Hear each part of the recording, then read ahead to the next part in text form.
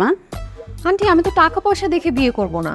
আমি এমন একটা ছেলেকে বিয়ে করব যে নিজের পায়ে দাঁড়ানোর, নিজে কিছু করার ক্ষমতা রাখে। বাপের রেডিমেড টাকা পয়সাওয়ালা ছেলে আমার একদম পছন্দ না আন্টি। সরি, মানে আপনি বুঝতেছেন তো না আমি কি বোঝাচ্ছি? আমি বুঝতে পেরেছি মা।